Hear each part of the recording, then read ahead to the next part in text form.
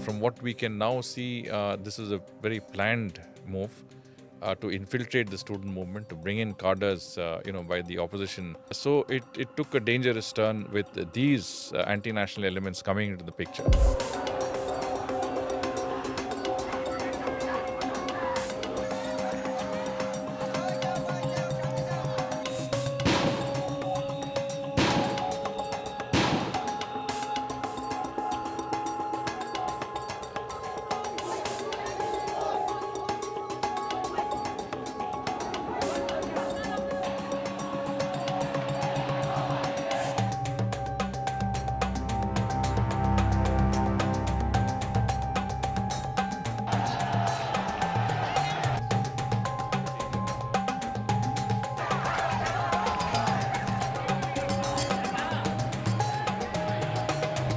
What actually I think made it a sort of a violent and more, a movement that actually cost a lot of lives and arson, etc., was the fact that other actors came into the game.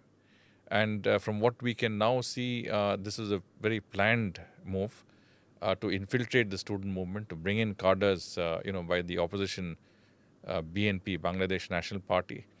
And the Jamaat-e-Islami, which is, like the Muslim Brotherhood, it is a radical Islamic grouping that is pro-Pakistan.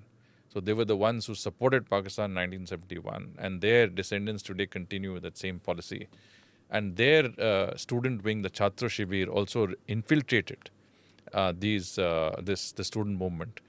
And the students, when they negotiated with government, were at pains to say that our protest is purely non-violent. We don't identify with any of those elements that are indulging in violence and arson. Those are not genuine student protesters. So there is a distinction between the two. But once this movement is happening and people from behind are indulging in violence and burning down, if you see today, the damage has been extensive. They've burned down 2 metro stations completely. They've burnt a 4-story building of the Bangladesh Transport Corporation. They've burned down, post offices, police stations. They've also gone in a place called Narshingdi, freed, inmates. Some 860 inmates have been freed, including some who were wanted for Islamic terrorism. So some people involved with heinous crimes. So there was ulterior motive, not just public anger. Absolutely. When so looting also meant looting the armory, so weapons, etc. And so it took a dangerous turn with these anti-national elements coming into the picture. And I think, if you see the social media space, there's a lot of misinformation and disinformation, and that continues to happen even today. Even though internet was stopped for some time. Exactly. But a lot of it is coming from abroad. Because Jamaat-e-Islami has a lot of its supporters who are outside.